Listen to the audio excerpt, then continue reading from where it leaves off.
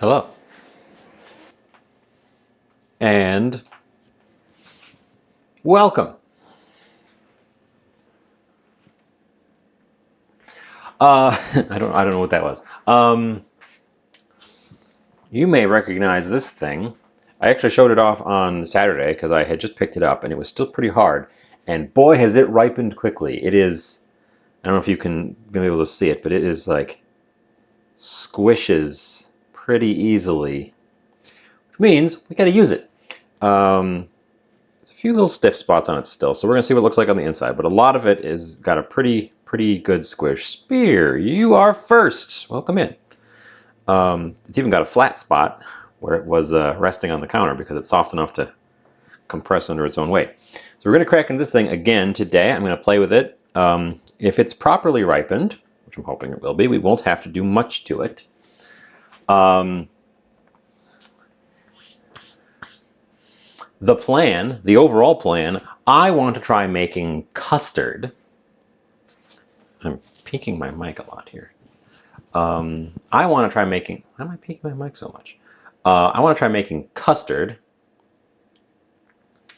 using the Instant Pot, the magic pot, to steam it. We're going to try a steamed custard with a coconut milk base. What the heck? Whenever I give myself full vocalization, my mic is peaking. Does it sound weird to you? Can you hear it? The mixer is peaking hard, and I don't know why, because I'm not being any louder than normal. Let's try shifting it down slightly. Bum, bum, bum. Better. Okay, it doesn't look like it's peaking. It's still getting up into the red. Oh no, there it goes again. What the heck? Let me know if it sounds weird, please. It's going to bug me because it's going to go red every time I try to do something, but let me know if it sounds weird at all. So that's the plan. That's not going to take the full time. That's not going to take the full effort. So we will also fuss with, it sounds fine so far? Okay, good. The mixer might just be having a day. We will play around, find something else to go with it, because this is also, a custard is a dessert. So that's not really going to be like my dinner.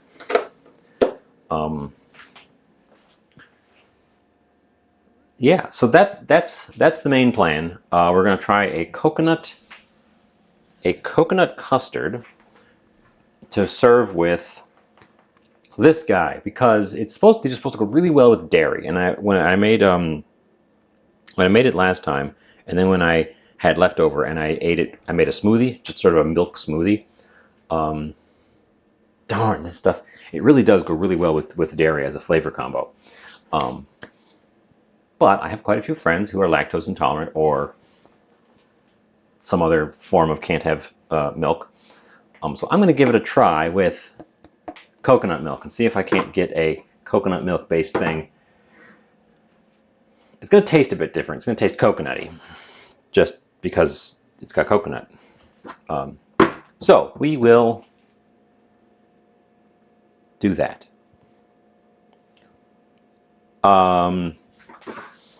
And we will do that using one of these devices in my cupboard. The stick blender.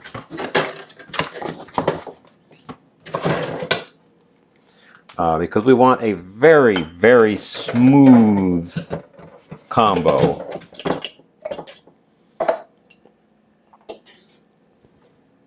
And I don't think I can achieve that with a hand whisk. So we're getting out the stick blender.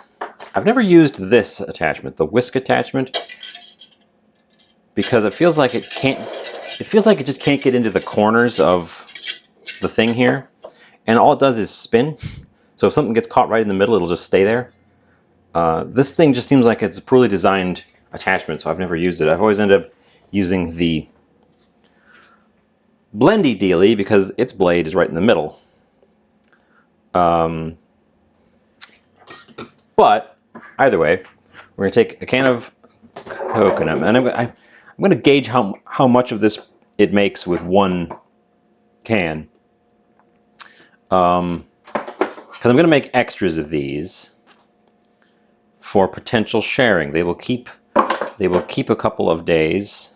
Well, at least keep till tomorrow, but they'll keep a little bit in the fridge, so I don't have to like be super worried about them. So I'm going to make extra. Where's my...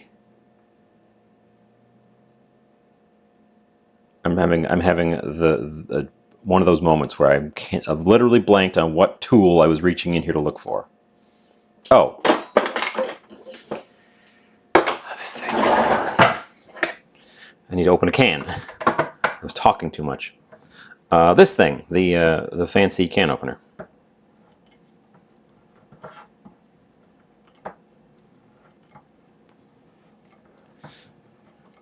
So I looked up some recipes for custards, and there are a bunch of variations.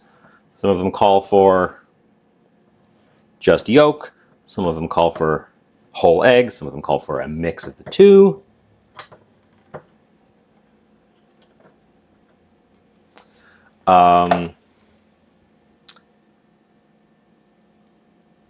Coconut. I like this brand of coconut milk. I can't trip the can, but I'll show you this way. I like this brand of coconut milk specifically because it has no thickeners or gums or anything in it. It's just coconut and water. And it's pretty inexpensive. Not a sponsor. I'm going to have to sneeze a sec.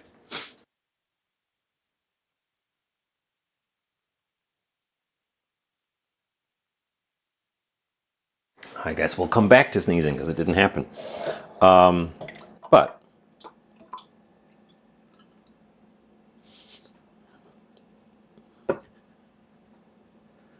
that guy in there,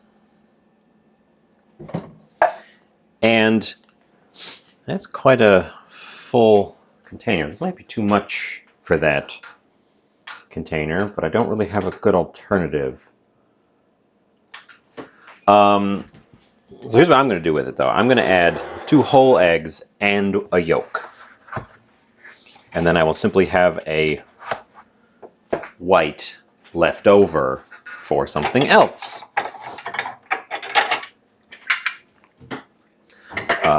So we will start by cracking one of our eggs. This one. Gently on the edge of the thing to get a nice neat split. Come on, come on. Gently. Let the white drip out.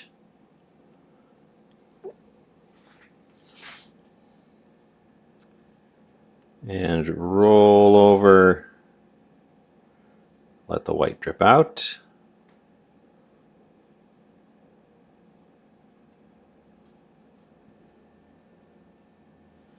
These are pretty fresh eggs, so the part of the white there that's hanging on is still hanging on.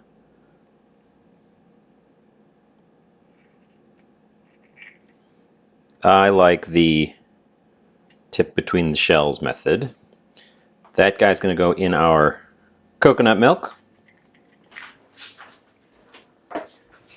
So adding the white to your custard makes it firmer because the white has more of the proteins that will bind up and form the structure. Adding more yolk makes it silkier, smoother in the finished texture.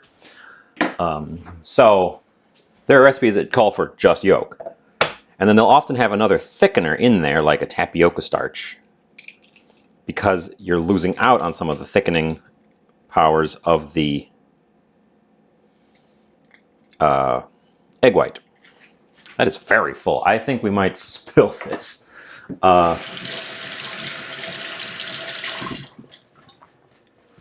I'm worried we might spill this now.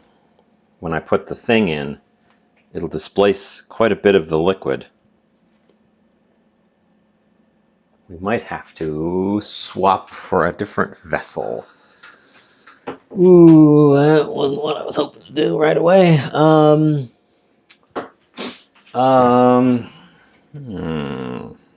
Should have known because there's literally a measurement on the side of this container. But I didn't look.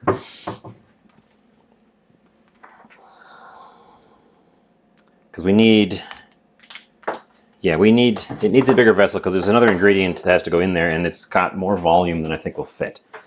So what I need is something that won't overflow, that I can get the steak mixer into. Or we could go with the old-fashioned beaters and go with a bowl. God, I really wanted it to work in this because it's also got a little spout, so it's really easy to pour. Actually, you know what would be the thing here? I know exactly what it is. Bear with me. I'm gonna have to go to the other room because it's in the other room. But I know exactly what the device is going to be. We're going to go get our food processor because this has got enough volume that it's going to be able to go in the food processor and the blades will grab it. So that'll be my tool. That'll be the solution to all my problems, except that I have gotten the carafe here dirty for no reason. Okay.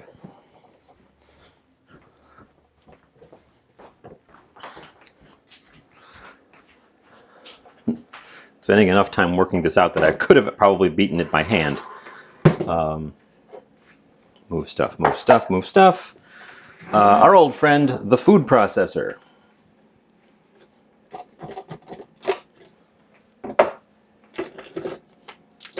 Lock in on the base. Lock. Plug it in.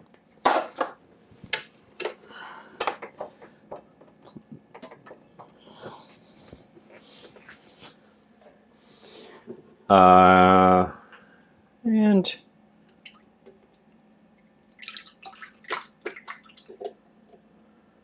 pour our goop in there. Goop.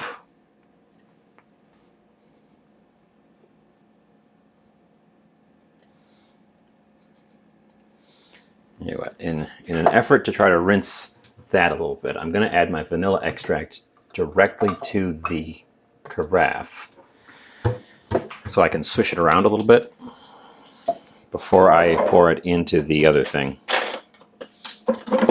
Because vanilla extract is a very... Here's the big measure. We keep losing stuff. Because vanilla extract, being an alcohol-based stuff, is coffee grounds. We'll quickly thin it out with a tablespoon of vanilla.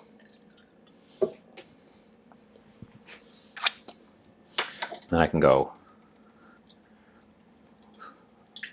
rapidly swish to pick up any of the sediment that's settled out at the bottom and put that in our processor with minimal loss.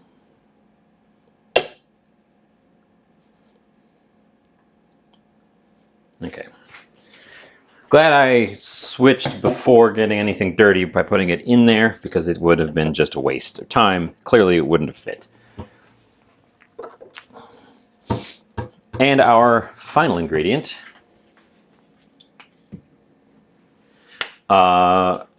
sugar, basically.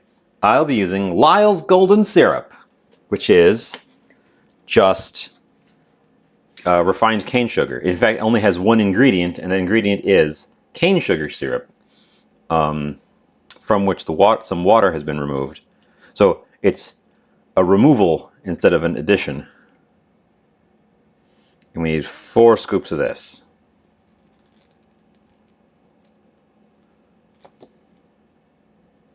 I love this stuff because it's got some flavor to it. It's not just plain sugar.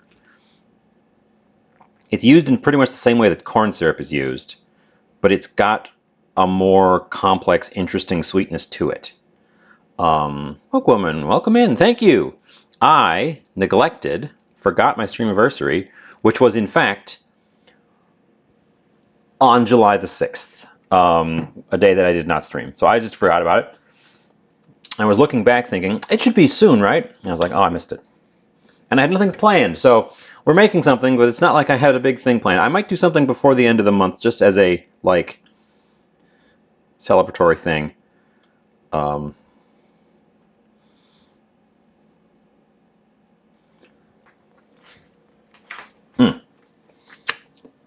You've never had a chance to try this stuff as a, not a sponsor, as an alternative to other sweeteners.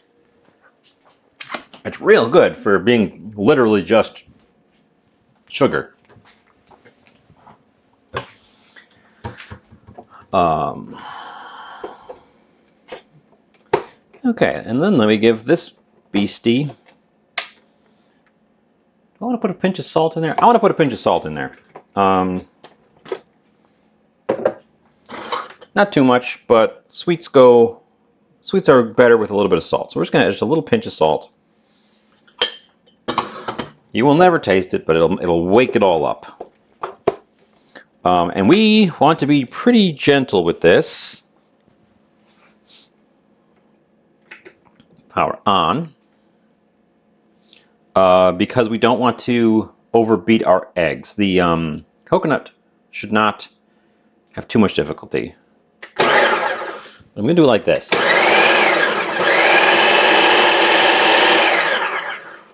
This thing is fast. And I'm looking for any streaks. If there's any streaks at all, we haven't combined, but I think that's all it needs to blend. Because I'm looking around, I saw one little speck, so I gave another pulse, but I think that's literally all the time it needs in the food processor. It's just that much, because it looks perfectly smooth. It smells good. It looks perfectly smooth already, and we definitely want to beat it only until it is combined, because we don't want to whip the eggs up. It's even got a little bit of foam going on already.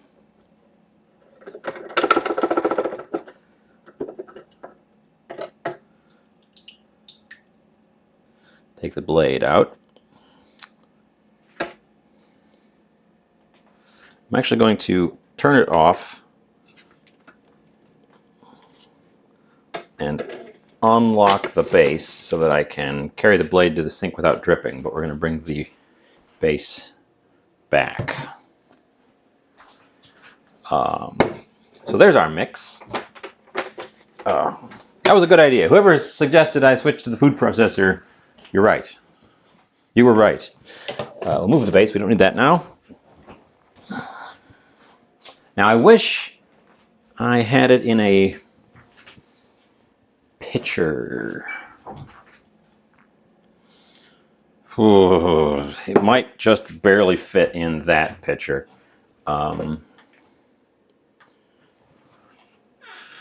It might fit slightly better, and this is ever so slightly larger volume. I wish I had a step one bigger. I need to pick up a graduated measuring vessel that's one step larger than this for quantities.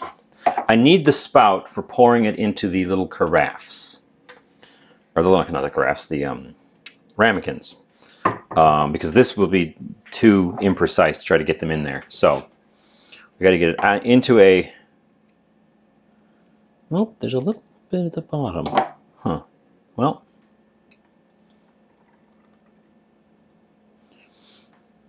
At the moment, we already have a custard. Yeah, that fits. It's above the top of all of the graduated measurements on the sides. Looks like some of our syrup sank. I should have probably drizzled the syrup in while it was running. Although we only ran it for a few seconds, so that might not even have been possible. But some of our syrup stuck to the bottom of the pitcher here.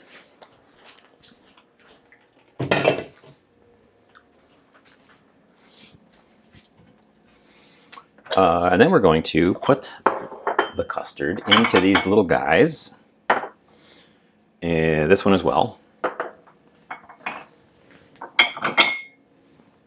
And we're going to make little individual custards. I have 7 of them.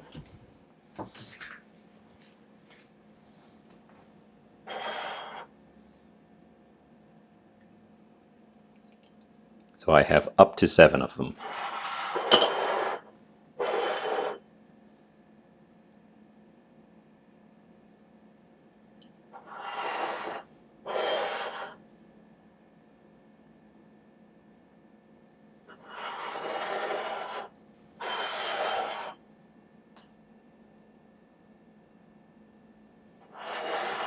Looks like we're going to get 5. Oop, the last one's actually going to be overfilled ever so slightly, so I will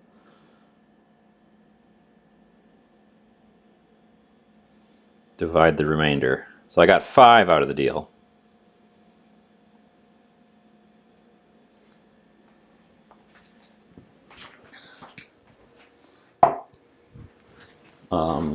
I'm not following a recipe for this. I did look up some references, but I have none of them pulled up right now, and I'm just going off of what I remember from my reading earlier.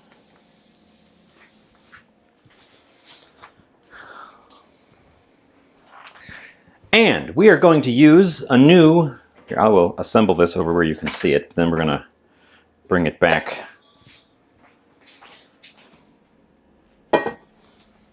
Okay. If this is a big success, I have another can of coconut milk. I could do this very easily again. So our little individual custards, this stuff is already custard, but we want to steam it to get it to set up. The eggs will cause it to set. So this is the dish from our magic pot. And what I've got here is an accessory that was, oop, wow, that freaked the camera out. What I've got here is an accessory that was on sale when I picked up the, also, it was on super clearance sale alongside this thing. So I picked it up as well because it was very, very cheap. It's actually the dehydrator rack. But what it is a multi-layered. It's a rack that has like stepped layers to it. Let's see how much water, let's see how high a cup of water actually fills that. If it doesn't go above the bottom, then we can use the bottommost one. But when I was looking at this, I was thinking, oh, that would be neat for doing something that you want in layers. Because it's just a steel rack. It's just a wired steel rack. We can actually use the bottom one because the heat, the water, even if I add another half, the water is just below the edge of the wires in the rack. So they're not going to be bathing in it, which is good. So then I can put 2 right in the bottom.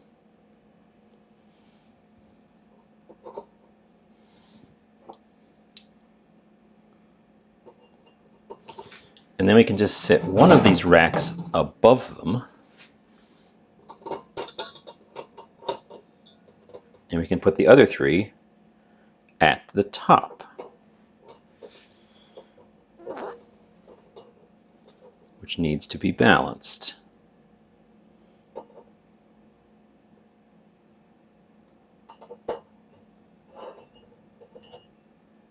Don't tip.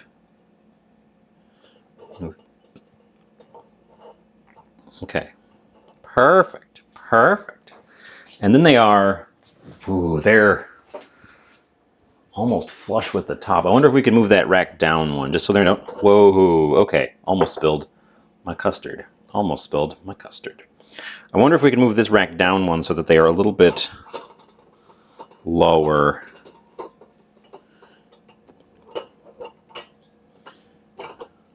It kind of works. It's actually slightly more stable down here because now the rack is touching the edges of the ramekins below. That way these don't run a risk of touching the top of the thing. Okay. Now we need to get this over there without spilling any of them. And then I will set them to cook.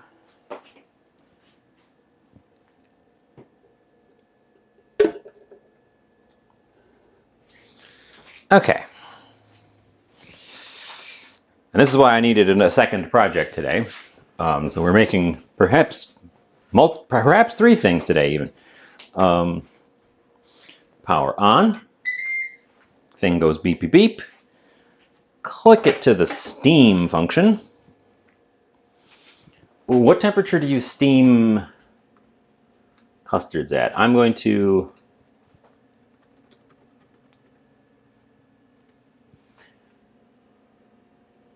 check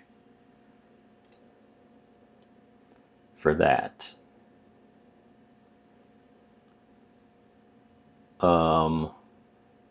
350. We can do that.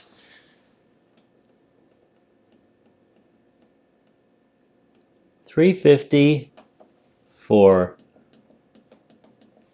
God, it's not going to take very long in the steamer.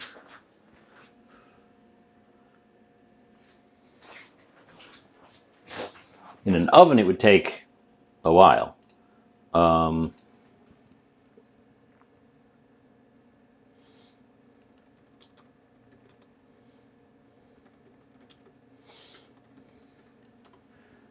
I am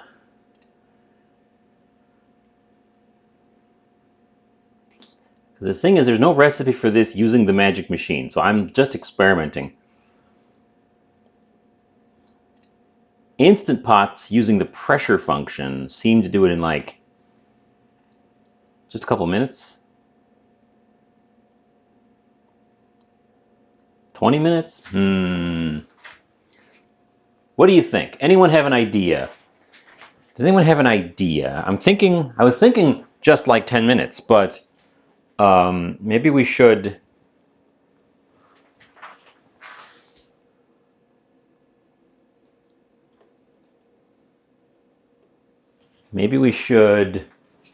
bump that up to 20. I don't want to overcook them, but I don't want to undercook them. But again, I'm in full experimentation mode. I probably should just do 1 and see what it does. Because we're not using the pressure function, we're just using the steamer.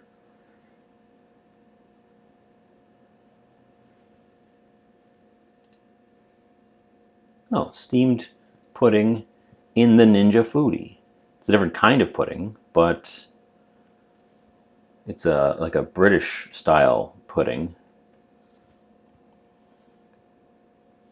And how long is it going to be in there? It's being pressure cooked for 40 minutes.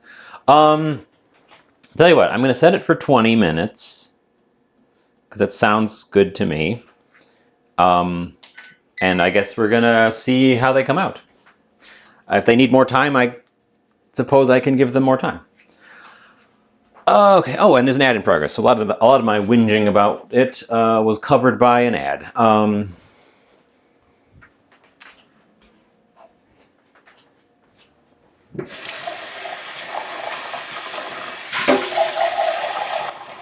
Okay. Well, I guess we'll find out. They're pretty small ramekins, so I don't think I need a ton. I'm gonna err. I don't know. I'm gonna err is what it comes down to. Now, when I heard it was my streamiversary, one of the things that I thought of right away was this. This has been knocking around in my freezer now for a while. And I thought, oh, that'd be an interesting time to use it. Oops. This is one lobster tail that I got for $6 in summer of last year, and it's been in my freezer since then. And I did break the seal just recently and peek at it, and it is still in good condition. There's a little bit of freezer burn on the exposed end. Here, I can just show you. I can just show you. This is why I like buying shellfish in the shell on sale, and then you freeze it. Because the shell protects it from freezer burn. So the only part that's getting freezer burn, has gotten freezer burn, is the cut end here, where it was broken off from the rest of the lobster. Now it's currently still frozen.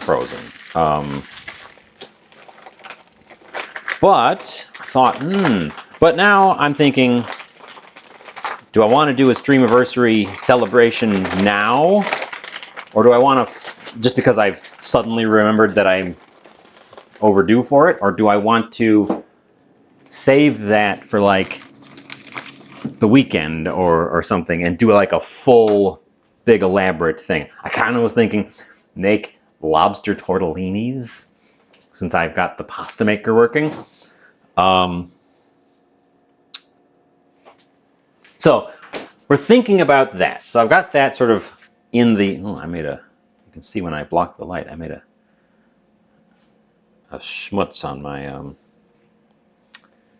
countertop. But while we're thinking about that, this, I'm hoping this time at least, should be a perfectly ripe, big, weird fruit. I won't probably be able to eat this whole thing myself, which is good because I wanted to serve it with the custards, and if I'm going to share the custards, assuming they come out well, I would like to have some of this to share with them as well. I think this stuff is in season right now because they've been showing up at my store, at my local store again, and they're ripening very, very fast. In fact, I was there today. I did not pick this one up today. I picked this one up a couple days ago, and it was rock hard when I got it, and now it's very soft to the touch, like how an avocado ripens. But I was at that same store today, and the pile of these was covered in fruit flies. So glad I got one before they all kind of started going creepy, because I guess they're going weird at the store because they're not selling fast enough.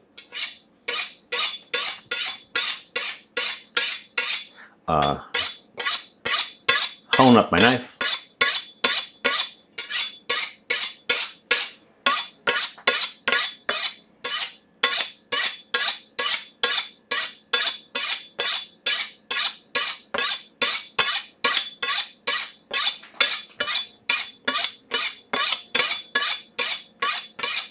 Okay.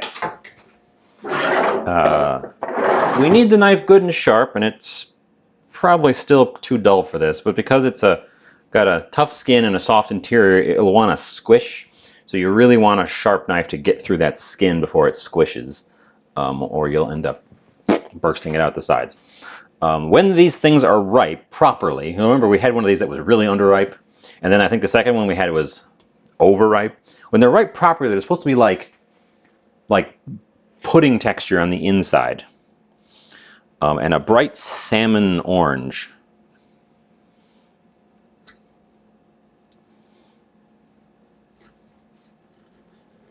And there's a big, crazy seed right in the center.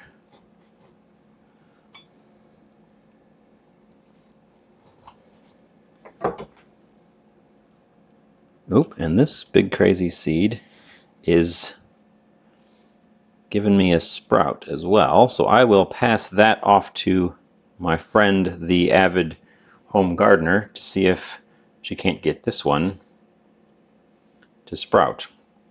We got a few little spots, and we got a little bit of a sheen on the inside of the seed cavity that I'm going to remove with a sharp-edged spoon, because I don't like the looks of it. This probably was perfectly ripe as of yesterday, and we are over. Oh, okay. Got a black spot. Okay, so we're definitely over. We got a black spot. The stuff, it's summer, of course, so anything and everything will over-ripen very fast. So we're going to carve the black spot out of it. It's actually right around the stem. It is, I can confirm, just about as soft as scooping into a pudding, except for a little fiber right around the stem, which is where the black spot is, so that's not a big loss. These spots don't look the same. They just look like marks as opposed to a big black spot. Take a little bit out there, and a little bit out of the point. Also, it's kind of off color. Okay, so it doesn't look as super pretty because I had to carve a few bits out of it, but with those gone, the remainder is nice and orange. And I'm going to go ahead and give it a taster because it is, in fact, I mean, look at how easily the spoon just scoops into it. I barely have to press it all to get a scoop of this stuff. Oh, and it's full of flavor. Okay, yes. Okay, finally. You remember, this is our third try at one of these things. First one was rock hard, and it like really hard to eat. But I pushed through it because it had this just beautiful flavor between the chewing on a raw potato texture. The second one had very little of that flavor, and I was worried that they lose flavor as they ripen. But that one was overripe. This one is, it's got that flavor from the first one, but it's as soft as I hope those custards are going to be when I get them out. It's like no resistance when you put your spoon into it. I could just eat this. I literally could just scoop this out and eat it.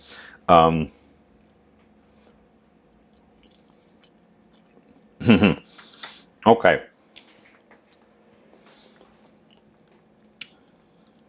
And this half looks pretty, it's probably a black spot right underneath that little blemish.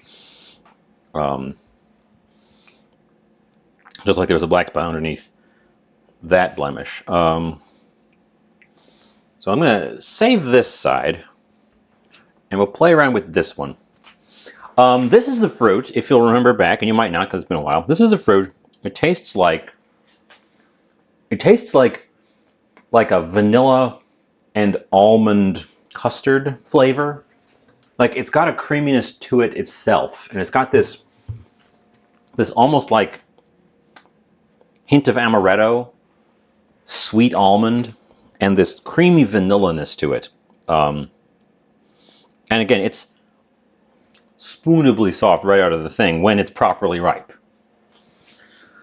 I'm going to play with this half of it. I had to use it today. I wasn't going to use it today, but when I checked it for ripeness last night, it was very, very ripe, and I was like, oh, I got to use it, I guess. We're going to cut that chunk out because that chunk looks creepy. And there is a little spot over here that I think I'm going to have to take out as well.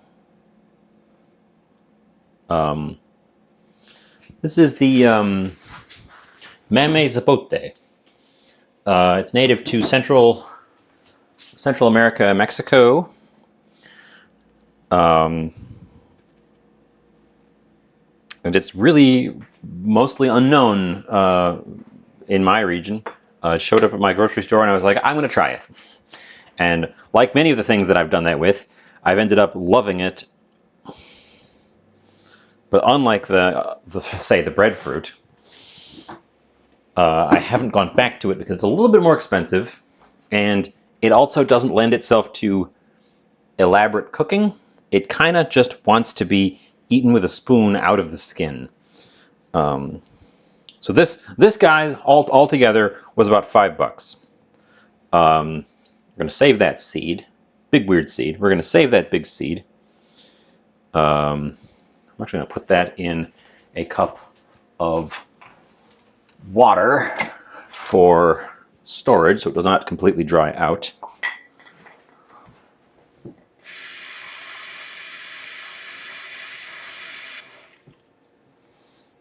We will see how it fares in the hands of someone who knows how to grow weird tropicals.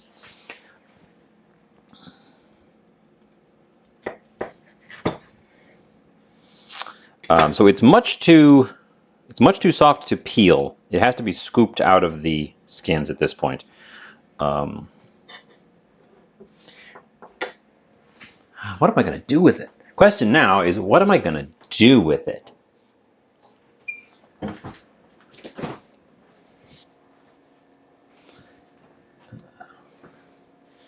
It's definitely a dessert item.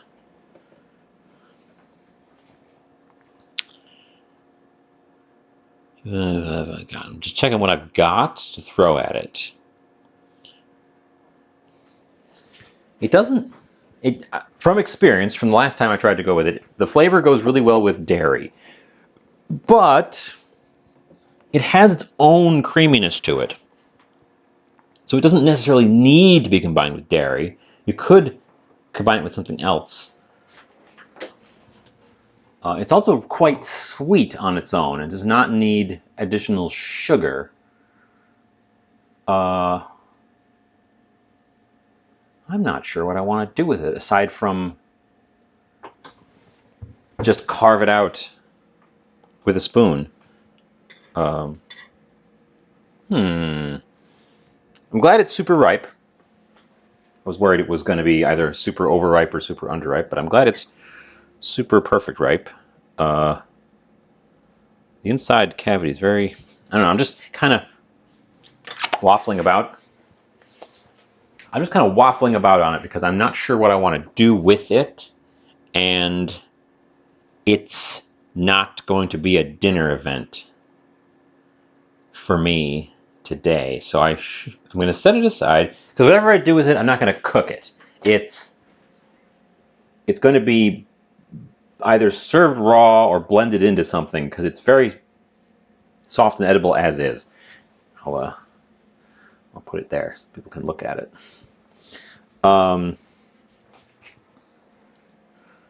Okay. Any ideas? Please chime in. I'm going to soldier forth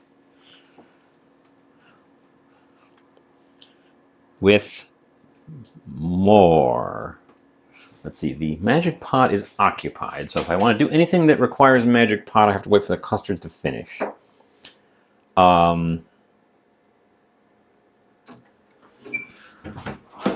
lobster. Probably too late to start the lobster thing now. We're already 45 minutes into the show. It'll be another 2 hours of work.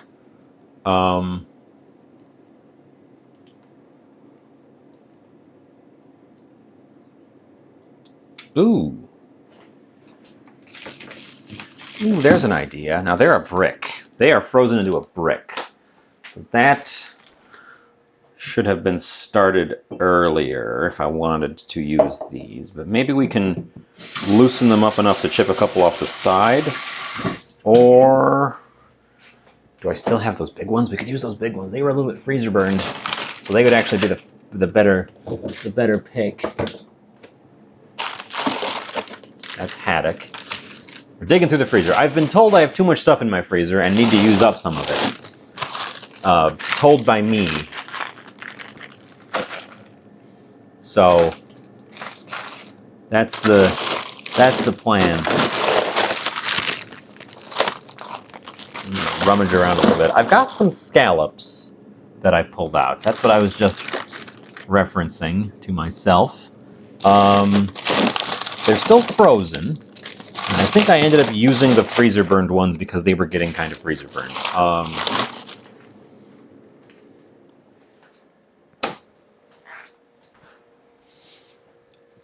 Scallops. Okay. We're gonna give him a thaw.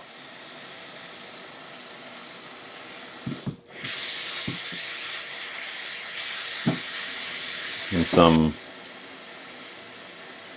cool water. Just see if I can't get them loosened up enough to break the brick apart. And then I can thaw the portion I want.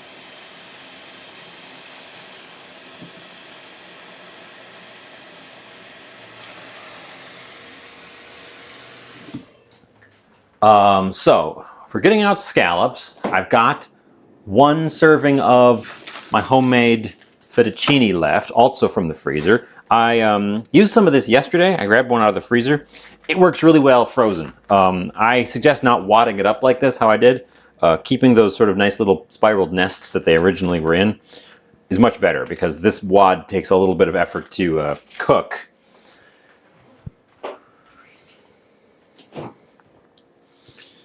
So if I'm going to do a scallop pasta, scallops don't take very long to cook. These are little tiny scallops too. These aren't those big chunky scallops. These are little tiny bay scallops. But scallops go well with bacon, in my opinion. And I've got some of these big chunky pieces of bacon. So we're going to mince up one of these guys and start that in a pan.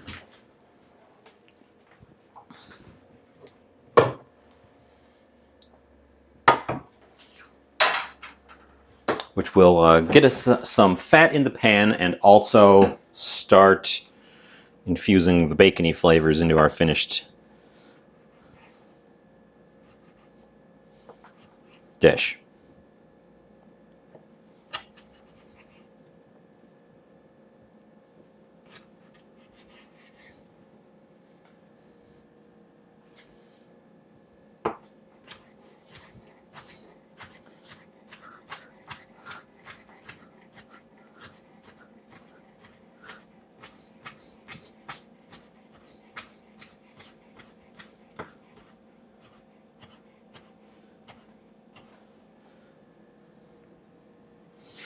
Easy peasy.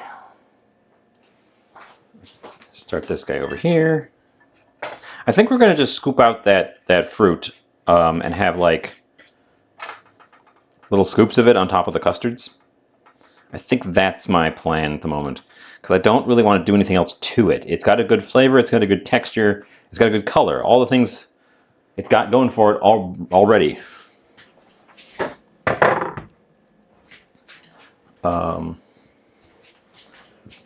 The only thing I could think of would be maybe blending it so that it's smooth and then like piping it on the top.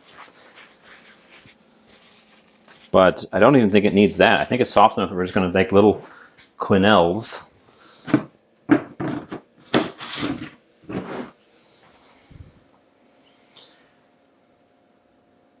Speaking of the custards, the steamer thing is still pre-steaming.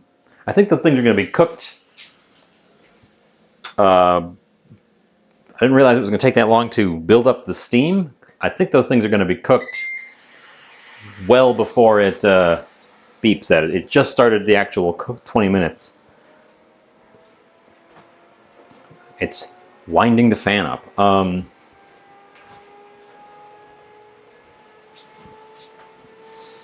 Let's start prepping some other ingredients. I've got a shallot here that needs to be used up. I noticed that my various onion accessories do not keep very well in the middle of summer. So we gotta use them up when we got them, or they will go a little weird. And this one, in fact, has gone a little weird already, but only on the outer layer. So we're just gonna lose the layer, mince up the remaining shallot.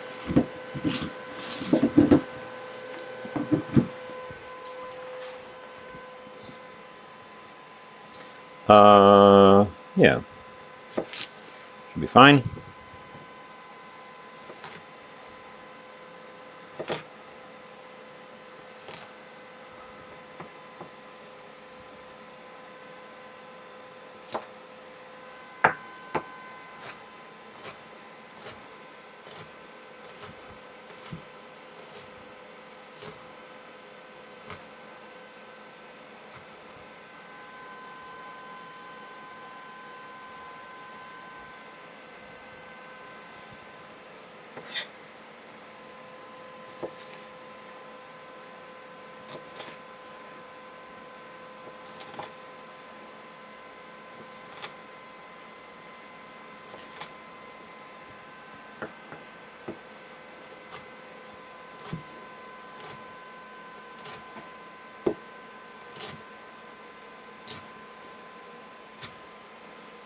No, close enough. The bacon is not ready to receive the shallot yet, so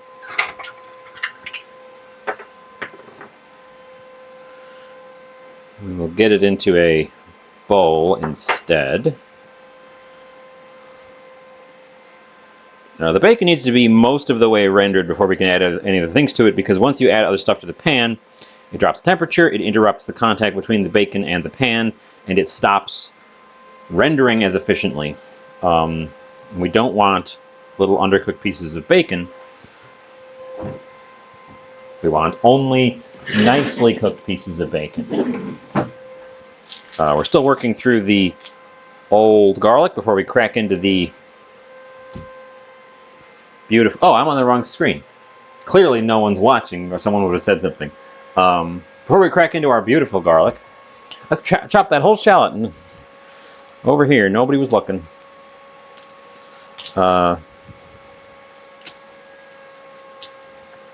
We need some garlic. Still working on our store-bought garlics, because I bought quite a lot of them.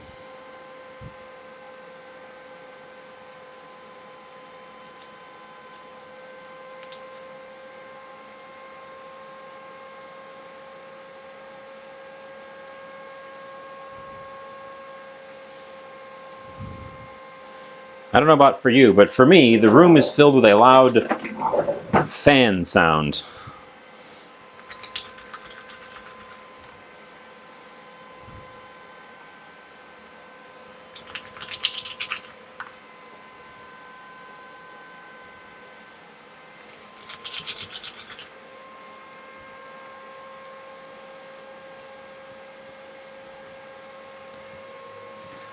Our bacon has started to sizzle, which is a good sign that we're getting our rendering on the go.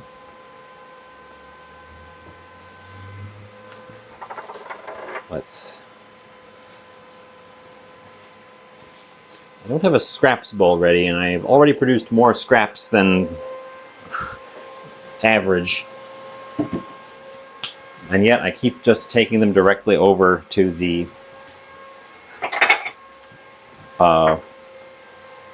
compost bucket. We're going to pulverize our garlic with the microplane, old-fashioned way. I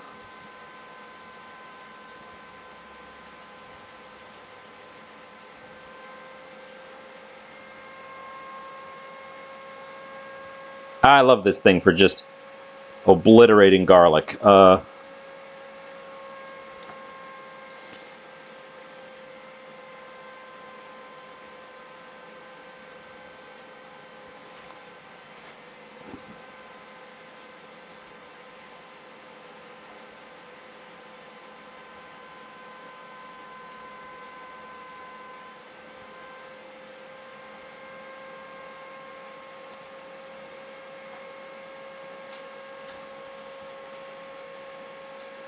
Ad coming up in just a few minutes.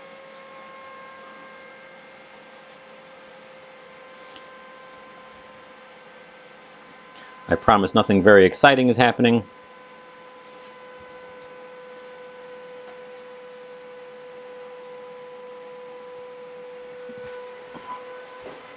Let's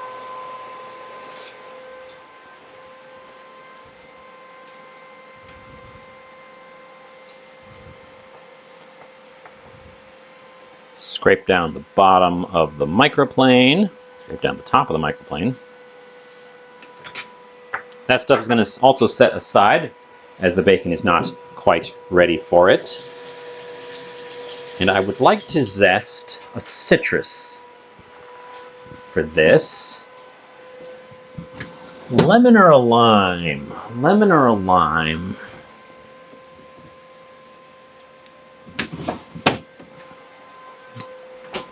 Go with a lime because I have a million of them. I think a lemon is probably the superior choice, but I'm going with a lime. And we're going to do this method again, where I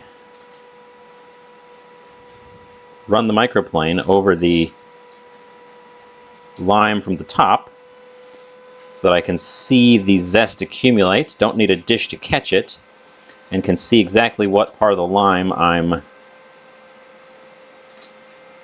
taking the zest from, so I don't have to keep flipping it over. This is one of the cleverest things that I have ever received from an online chef. Because I've never seen like the professional cooking show people do this. I got this trick from a YouTube chef.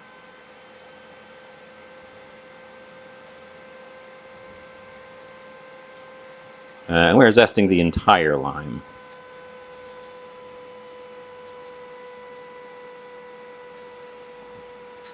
The bacon is very fragrant, suggesting that it is time to start adding things to the pan with it. Probably should take the heat down a little bit because I forgot I need to boil some water. Although the fresh pasta, even frozen, cooks much faster than the dry stuff. Okay, we got a big pile of lime zest, no dish required, rests neatly right on top there. We could in fact use the lime juice now with our fruity thing. Okay. We pop over to the stove. There's our bacon bits. They are nice and sizzling. I'm going to add to them 1 tablespoon of butter.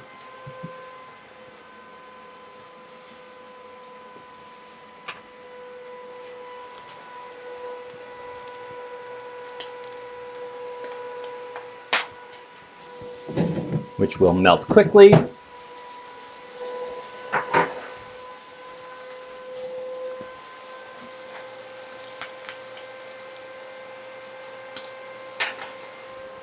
We will get out our large pot, fill it with water so I can boil the pasta.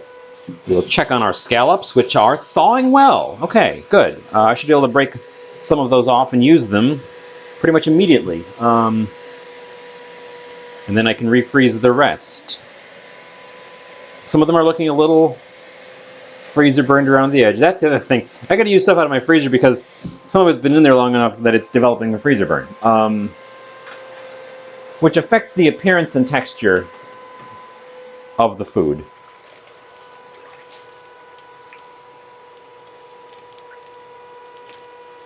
Oh. Well, that's unfortunate. There was a pinhole in the bag, so the water got it into my scallop bag. That might be why they thawed so quickly. Oh well. Still not a problem.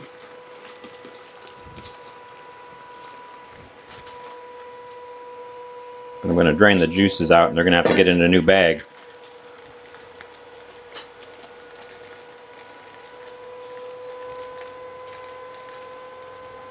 Come on. Come on.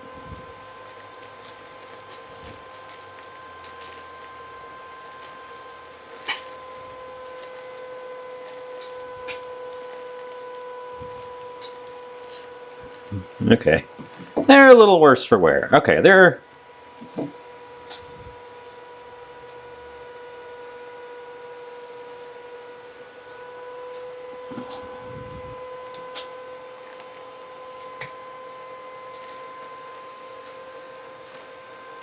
They're not going to be the prettiest in the pan, I'm going to tell you that. I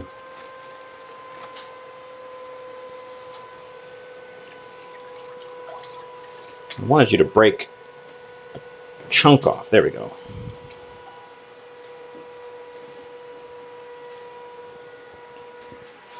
Okay, well, that's an adventure that you guys don't even get to see because it's happening entirely in the sink.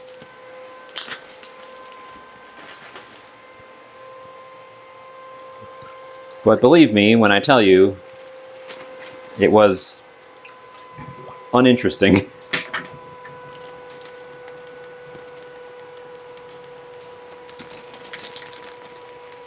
But I need to swap bags on these guys and refreeze them real quick before they go totally thawed, because we're not using all of them today. We'll use the remainder another day. Get some water on my scallops and let them sit to the side here while they think about thawing out a little bit more. I should have pre-thawed those for sure in the fridge. Would have been great. Would have been perfect. I neglected my pan while I was doing that. The shallots go in.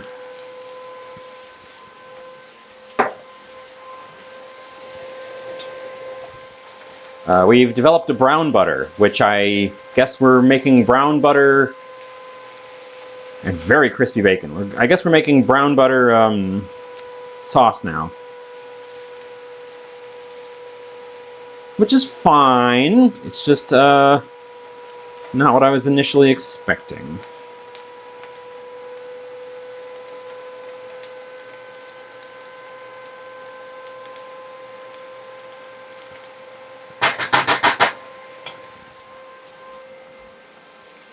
We will throw in our garlic.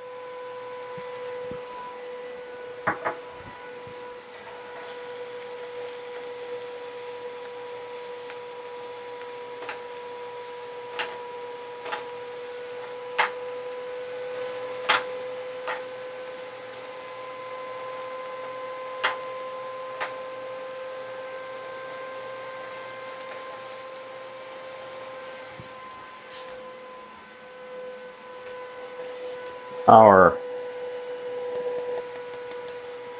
lime zest.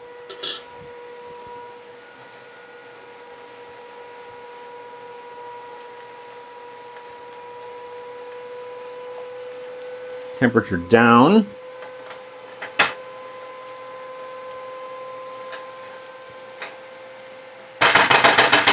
Oh.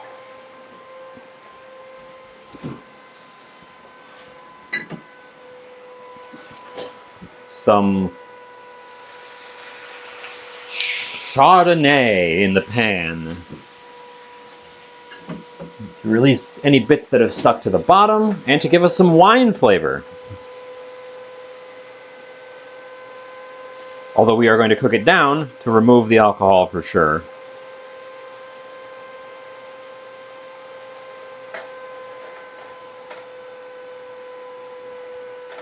Before we add anything else. Let that simmer and thicken up a bit on its own.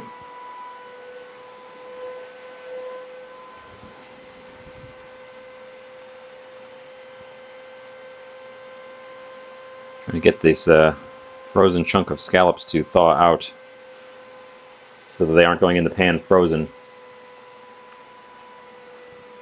Here, I'll do it here. So they're a little frozen, and because they're a little frozen, they tear a little bit as they come apart. And they're a little bit freezer burned because they've been in there so long. So they're not going to be the prettiest thing in the world. So we're going to smother them in the sauce. So you can't really see them.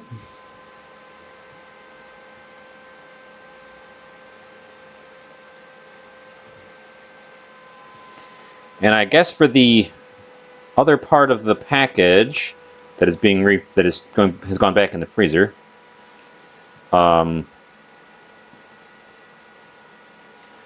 we will keep in mind that they A, need to be thawed well in advance, and B, are in a little bit of a rough shape and could stand being used for something where you can't quite see them.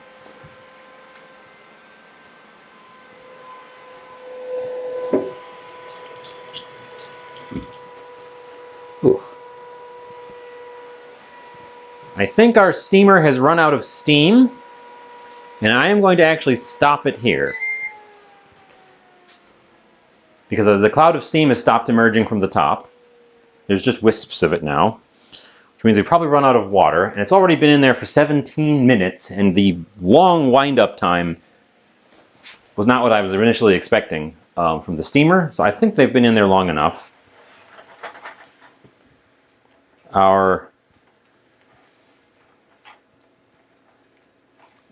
Boy, this doesn't look good at this stage. Our weird sludgy mixture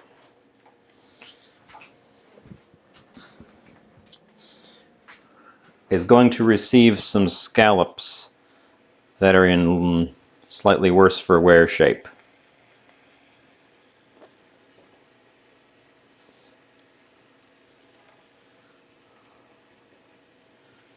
And we lost a bit of our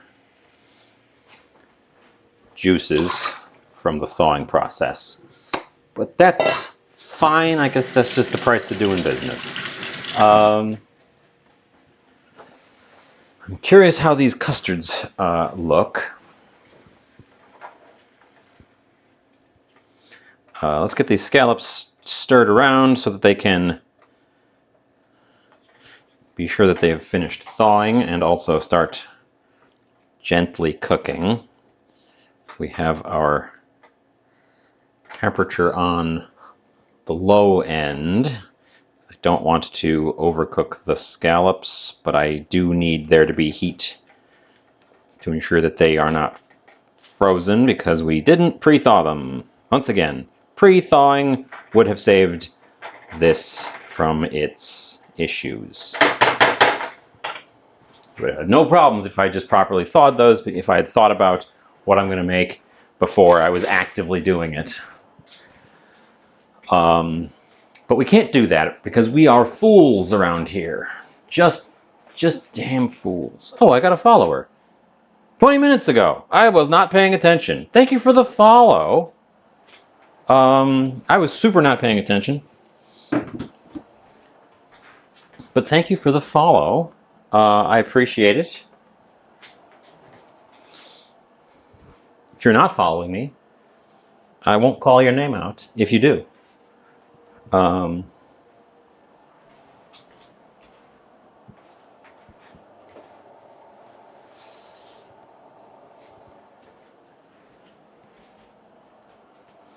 going to put the remaining eggs away. I'm going to think about what to do with that orphaned egg white. I'm probably going to just not use it and put it down the sink. Because I can't think of what I would do with it at this stage with one egg white.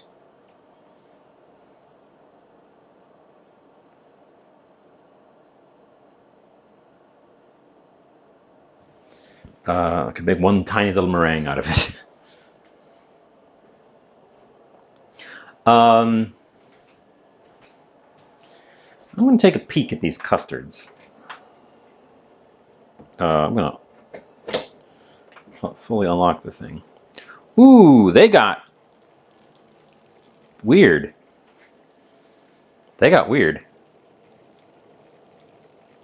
They got weird, guys. This experiment might not be a success.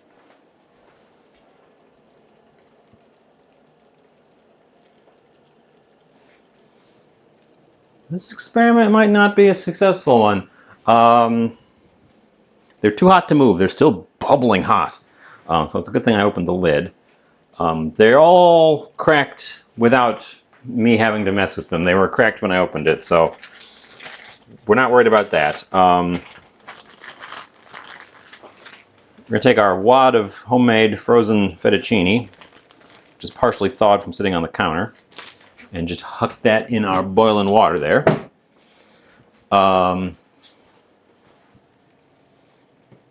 It'll immediately drop the temperature from a boil, but it should come up quickly. And then I find the best way, so far, I have found the best way to handle the homemade pasta and make sure it's not sticking and not clumping up is with the long chopsticks.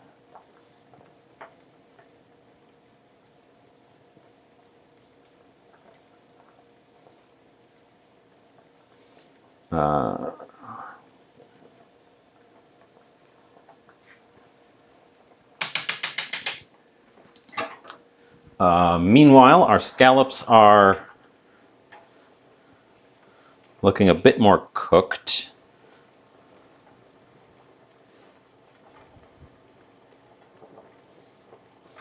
And they're smelling a lot better.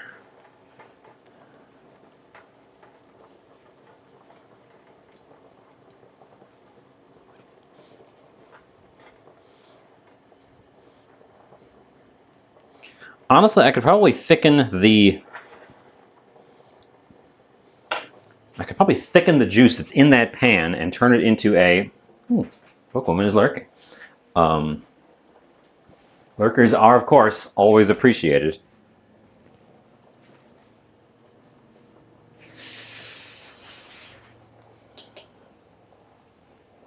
Turn the thingy off over here. Once these custards are cooled off enough for me to handle, I'm going to bring them over and show them off. They have misbehaved. 20 minutes was too long for sure, and also the double layer thing has not worked. The children have misbehaved in their steam bath. They're not actively bubbling, so maybe I can get them out of there now. When I opened it, they were actively bubbling still, so I decided not to try to get them out of there. Let's retrieve them. Actually, no. They'll be fine standing there for a moment. I don't want to get distracted off of my pasta and scallops, both of which can easily be overcooked. So we will do our trick from before where we grab a noodle. Any old noodle will do. You just have to get one that is willing to come out.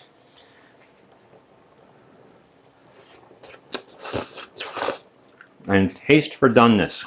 And I would say they are just done now. Perfect. They're going in the scallops directly.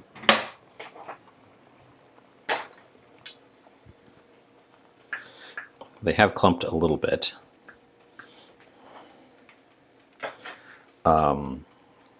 I will say that the frozen homemade pasta is not as good as it was when it was very fresh. It definitely had declined a bit in the storage process. I think if I wanted to store it, I would figure out, in the future, I would figure out how to dry it rather than freezing it. Freezing it did work as a quick storage option, and they do thaw out and cook pretty easily, but the noodles themselves lose a bit of texture in the process.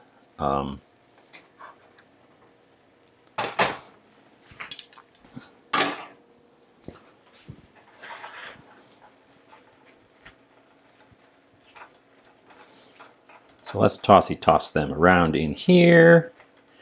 Get them nice and coated up. And then we're going to add some dairy to this, which will help it thicken.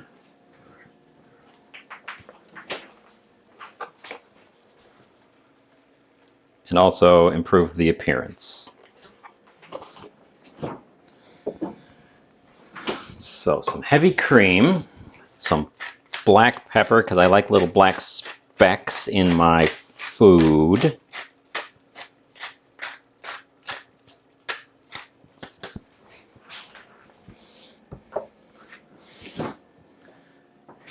And some parsley. Which one of these is the parsley? This one. Okay. I've got so many bagged green vegetables because my crisper drawer has overflowed. Gotta figure out which one is which.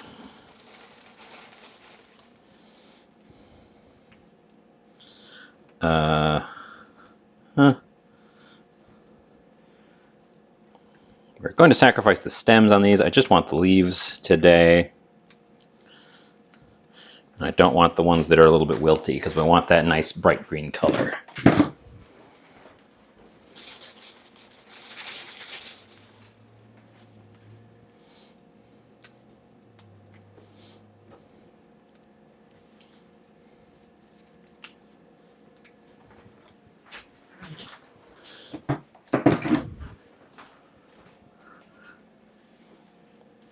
Yep. I know there are, I understand the concepts of drying pasta. It's just, I froze these because I've heard you can do that, and it was much easier. But yes. It's also been kind of humid here lately, and I don't know that just hanging them out would, in fact, have worked in the current humid environment. Because it has been slightly cooler, so I haven't been running the air conditioner a lot, but it has been more humid.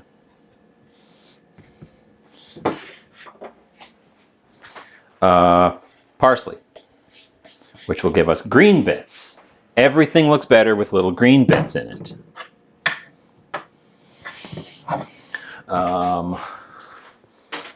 Let's get that ready over there, because that's going to be there.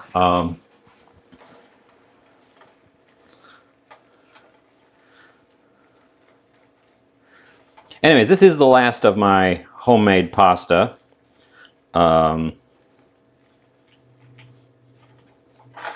Temperature needs to come up so that the cream sauce can actually thicken.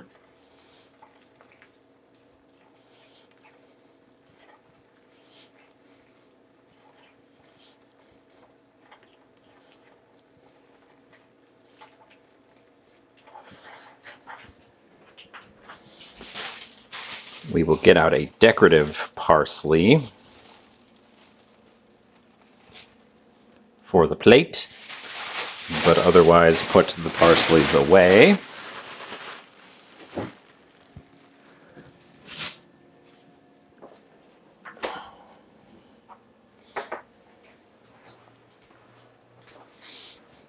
And then I'm going to get these custards out of this thing while the pasta is finishing off, and bring them over to the counter to show you.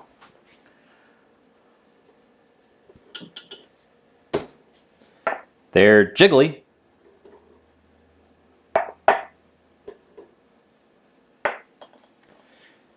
They sure have gone jiggly. Are you blazing hot? You are. How do I get this rack out of here?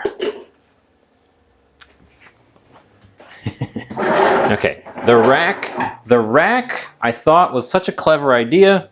I believe has caused already more problems than it has solved. We should have just done 3 of them, because I could easily fit 3 of them on the regular rack, which has lift out handles and isn't stacked.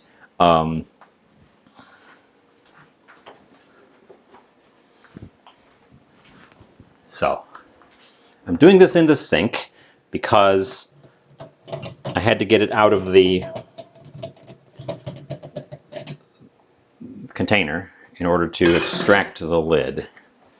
And then we will move the remaining custards. Okay. So some of them look good, but not how I expected them.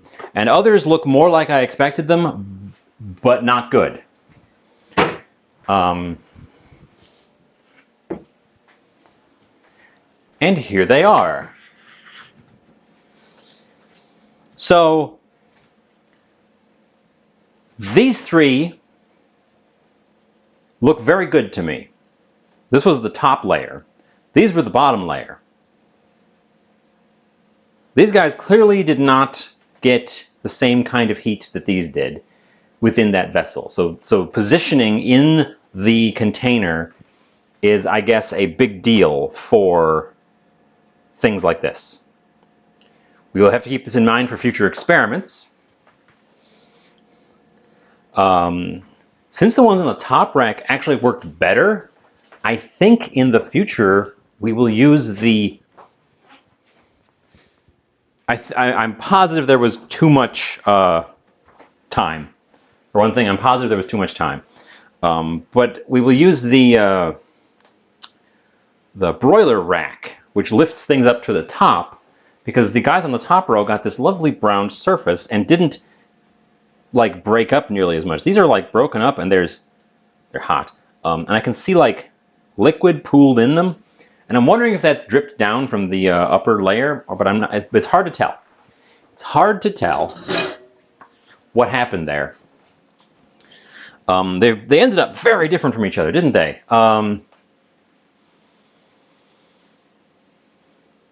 I think these bottom ones, I expected them to all be paler and not have this browned top.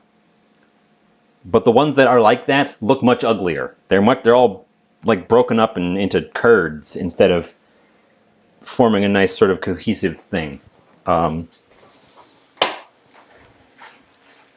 I got distracted, lost track of my pasta, and my cream sauce has stuck to the pan.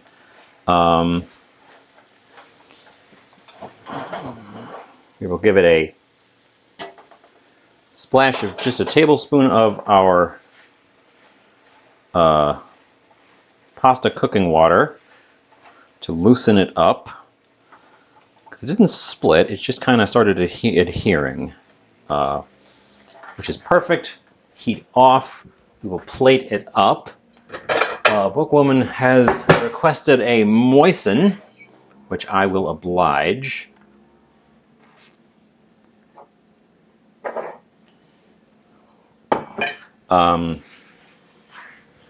Move these guys to the side. We're going to plate up our pasta just now.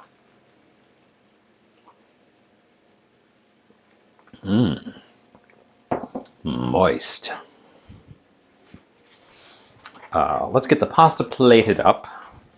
And I was right about turning it off when I did. There was no water in the bottom when I opened it. It was completely dry. So 20 minutes was too long for the amount of water that was in there. It steamed it all away. I feel like we could have gone for a much smaller... I feel like we could have done the 10-minute one and they would have been good.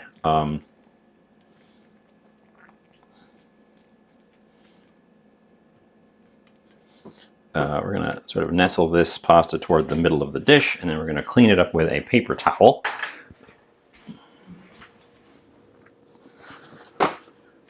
Or two.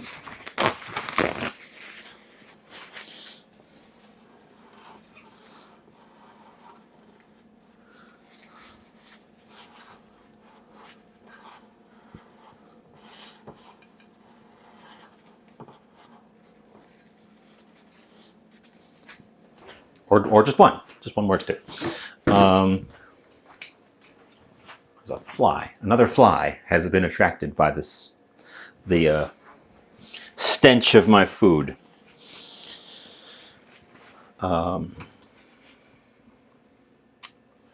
Save that can of coconut milk. I think we're close to making this thing work with experiments, but I should do them one at a time if I want to do more experiments instead of trying to do them all at once. That was greedy of me. And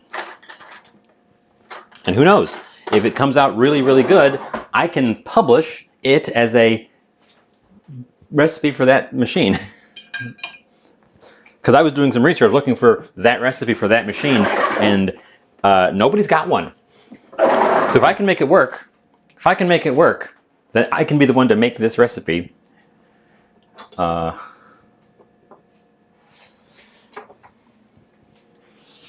Anyways, as you can see, they've got a good jiggle to them. These ones are a little jigglier, but the bruleed ones here still have a good jiggle to them. This needs some fresh pepper on the top. And no cheese for this guy. No cheese this time. He does get a decorative.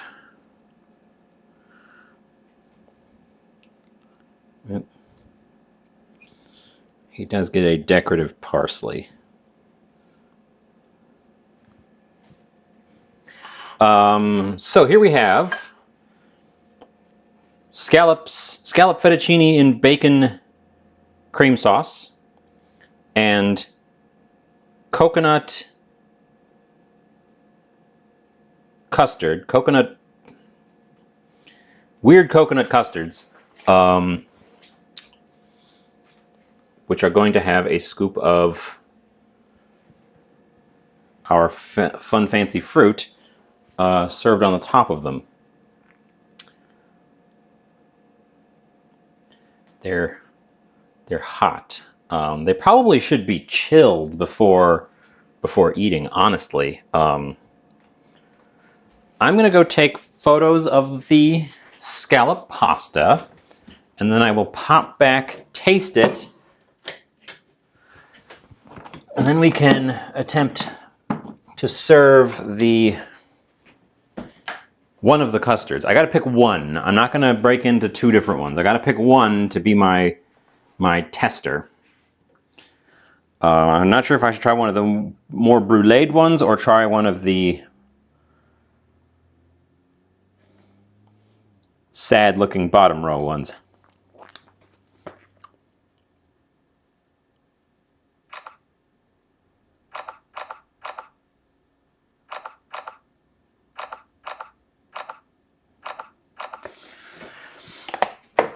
I am impressed with how the actual process worked. I just was not expecting there to be that much difference between the different, like it was only like 2 inches higher in the thing, and yet stark difference between the results here. What I'll have to do is set aside a large block of time to just do tests with the custards one at a time in the pot, and then have something else to fill time while they're individually doing them. Do them one at a time and see what the various results look like for comparison. So let's taste this stuff. I can't imagine there's going to be anything wrong with this. It's all delicious things. It's techniques that I have used before, pioneered here on the show, or championed here on the show.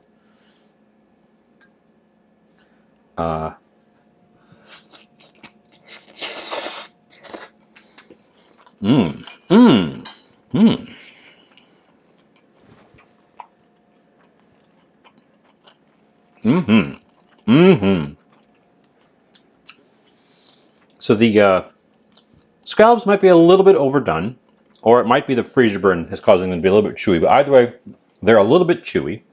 Oh, there's an ad in progress. I should give my tasting notes after the ad, for those of you who might want to view them, or might want to hear them. I didn't realize an ad had started.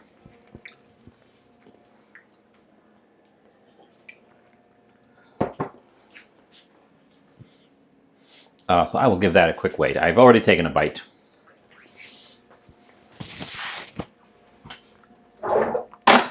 Tidy up my workspace a little bit while I am waiting.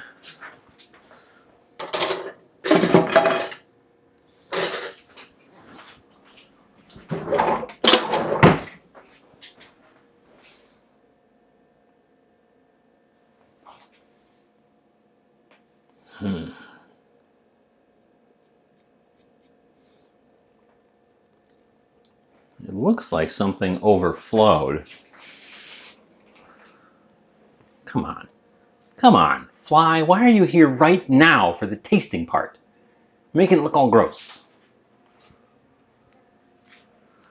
You're back. The ad is over. We're back from the ad. I was just tasting.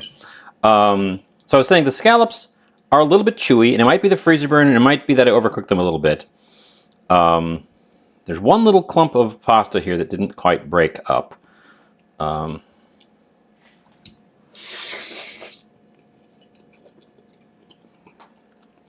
it is still cooked through to the middle. It's just a chunk. The sauce is unctuous and creamy, but it has a bright texture. The wine and the garlic really come forth in the flavor profile here. So it gives it this, and with the lime zest, which I can't really taste lime zest, but I'm sure if it wasn't there, I'd notice. It has this brightness, this almost fruitiness to it, despite being a savory, creamy thing. I think it has some texture issues, and I think that comes down to not properly thawing and having some slightly frozen ingredients. Not that the scallops are rubbery; they're just a little bit firmer than I think we're going for with a typical scallop. They have very good flavor. Freezer burn never really seems to affect the flavor, just the texture. So don't be afraid of it. Ideally, you don't let it happen, but if it does, don't be afraid of it. We have to select one of these 5 custards to be our taster, to be our test vessel. Because I'm not going to be able to eat 5 custards today regardless. I don't want to start 2 of them. That one's cool enough to touch.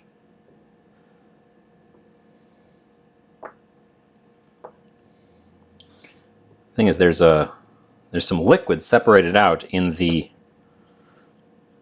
bottom ones, which I'm not seeing in these top ones at all.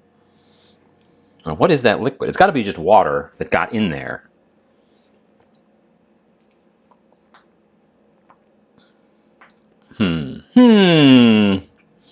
And that would explain why they didn't brown. If they got extra water in them from condensation dripping into the containers, then it wouldn't be able to brown the tops.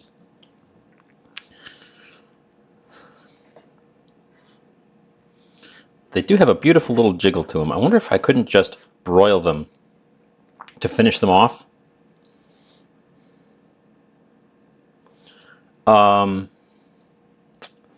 Yeah, we probably should taste test one of the ones that look like they've gotten the best end of the deal. I'm going to grab this guy as my taster. Get my small spoon. Small spoon for a small dish, and we're going to take a scoop of our tropical fruit here. And a second scoop because I want like a crisscross pattern.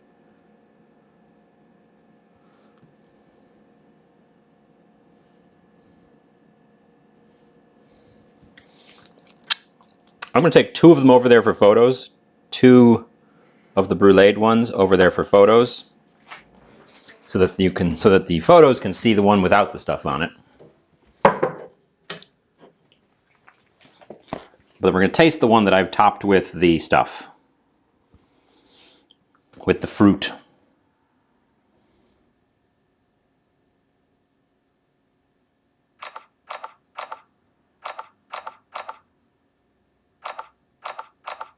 Okay.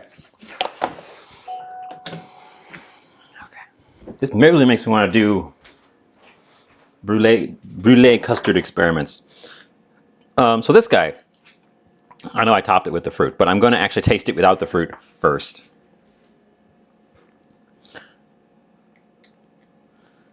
It looks custardy on the inside. It's cracked a bit.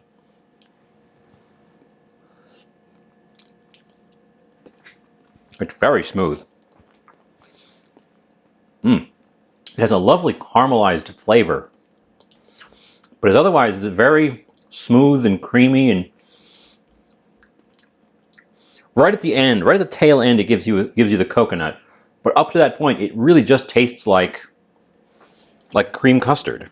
Right up until the very end, when you get this little whisper of coconut. to finish it off. Let's try it with the fruit.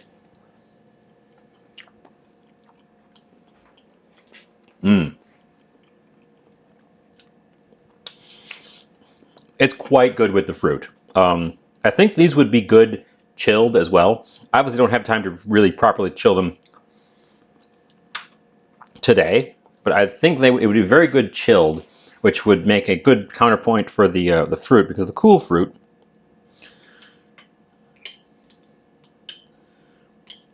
the fruit is actually almost a similar flavor, with a slightly firmer texture and a little bit more of like a tropicalness to it.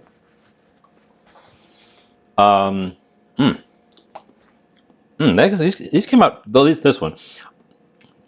Hard to say about these guys. I might just throw them in under my broiler real quick just to see if I can't brown the tops off. Because it's the only thing. They've got a little bit of extra liquid in there, which I'm going to taste.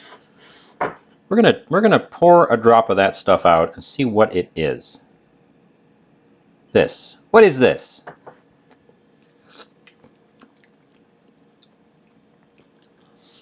Whatever that liquid is, it tastes exactly like the custard. So it's probably,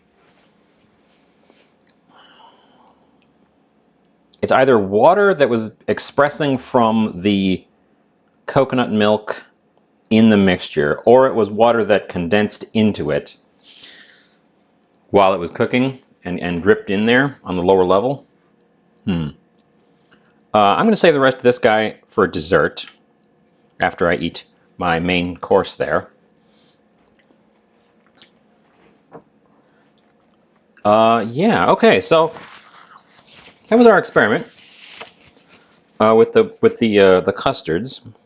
I could have probably filled. Well, they actually sank after I took the top off, and I think they were in there for too long as well. I think we could cut that time down. I stopped it at 17 minutes from the 20, and they're this done. I think the bottom ones could have stood the full 20. The top layer definitely could not have, because they were already pretty toasty at that point. I think if we just do bottom layers,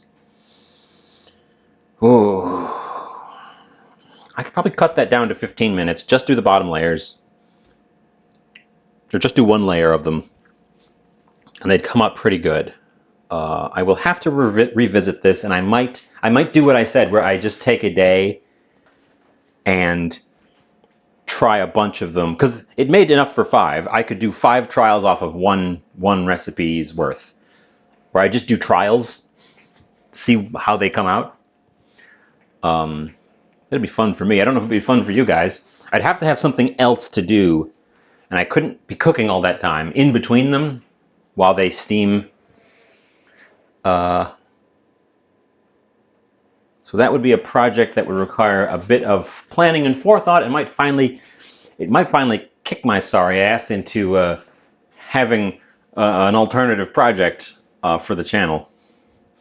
I keep saying I'm going to do. I should do that. I should do that. I should do that. And then I don't do it.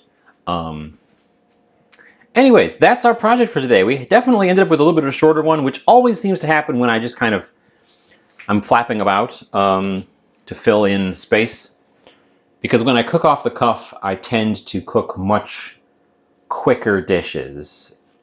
I have to plan out the big, elaborate ones that take the full time, which I didn't do today. I planned out this, but I knew that wasn't going to take the full time. I just didn't plan out an alternative to go along with it. This was an off-the-cuff project. So yeah, I hope you learned something. Hope you enjoyed your time. We're going to pop out and send you guys off somewhere else. Let's check the old raid list. I think we are wrapped up for the day. Twiggy came back. I don't know if you know Twiggy. If you don't know Twiggy, she was one of the reasons I got into streaming. in the first place, and then she was gone for the past month from Twitch, and she's back, and she's playing the new game Dave the Diver. So I was thinking we could go say hi to Twiggy. So let's do that. Let's do that. Dave the Diver is a video game, of course, but it is about running a sushi restaurant and diving for your own fish. So it's tangential to cooking, and I actually really want to play it myself. So I've only seen parts of it, and I've avoided major spoilers. So I might duck out, but I like the looks of it, and I want to try it out myself. And it's kind of fitting because I made a scallop pasta myself today. Yeah, not much else to say. I did miss my official streamiversary, and I don't feel like today was really a appropriate to do for it. But I should get it done before the end of the month because it was for July. So remind me about that. Where these flies come from? Oh, you know, that's a. I'm not gonna say that out loud. Last time I had a bunch of flies, I know where they came from. I'm gonna have to give that another check. See if that happened again. Anyways, here comes our countdown, and I will see you next time. Bye.